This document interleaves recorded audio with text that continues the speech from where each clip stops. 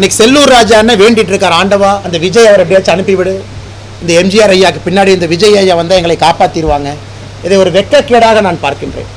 அவ்வளோ பெரிய ஒரு கட்சி, 72 இருக்கக்கூடிய கட்சி, புரட்சி தலைவரார் புரட்சி தலைவி அம்மாவால் இருந்த ஒரு கட்சி. இன்னைக்கு அங்கே இருக்கக்கூடிய தலைவர் கடையில் பாத்திரம் விற்கிற மாதிரி வித்துட்டு இருக்கிறாங்க.